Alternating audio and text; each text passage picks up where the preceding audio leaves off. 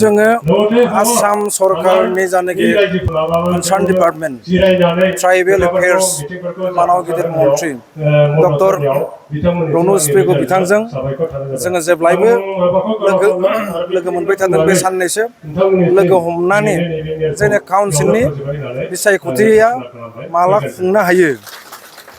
खुंनो हायो बेनि बागै जों सावरायबाय थादों।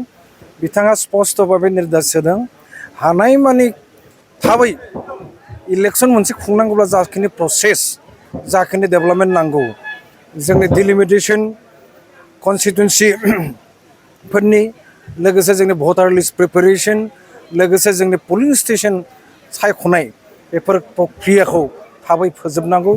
बेफोर खामानिफोरखौ थाबै फोजोबनांगौ जोङो सावरायबाय थादों। सावरायबाय थानानै जोङो खम समनि गेजेराव निश्चय जोङो मोनसे गरन्थ फैनो हागोन। जोंनि गामि फोसावनाय खामानिया जोबाखैब्लाबो जाखिनि एसे दंबोयो बेखिनिखौ जोङो आसा खालामदों खम समनि गेजेराव जों फोसावजोबनो हागोन।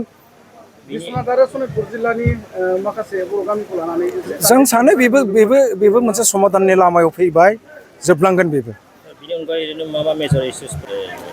मेजर इस्युस माने जोङो कार्बि आंलंनि बर'फोरा दाबो सिडुल ट्राइब जायाखै। बे इउपिपिनि मोनसे दाबि।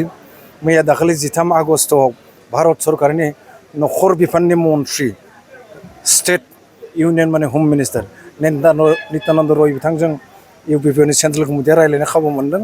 बे रायज्लायनायनि जानोखि रिजाल्ट गभर्नमेन्ट अफ इन्डिया मोनसे पजिटिभाव दङ। लोगोसे गभर्नमेन्ट अफ इन्डियानि जानाखि मन्त्रि बिथाङा जोंनो मोनसे स्पेसियेल पेकेज खम समनि गेजेराव हायो नामा बेखौ गरन्थ खालामगोन होनना बिथांमोना फोसावदों। गोबां जायगायाव बर'फोरा दङ खिन्थु गावबा गाव रावजों दिनैसिम फरायनो मोनाखै। थिग बेबायदिनो बे जायगायाव दिनै एसामिसजों फरायनांगौ जादों। माबा मोनसे जोङो बर' कसारि वेलफेयार अट'नमास काउन्सिला बिजाब जानोखि गथायनाय स्कुलफोराव बिजाब हैनाय बेखिनिखौ जों मन्थ्रिया जुदि दायित्व होगोन होनना बुंदों। होनाय जायाखै दाबो। होयोबा जों लागोन। लोगोसे जोङो नैबे आंगनबादि सेन्टारफोराव बर' बिजाब गैया। आंगनबादि सेन्टाराव जों बर' लेखा साफायनो नागिरदों। बेखिनिखौ मन्त्रि बिथां अजन्ता निउ बायद'आ सहाय खालामगोन होनना बुंदों। बे प्रसेसा जागासिनो दङ सावरायनाया।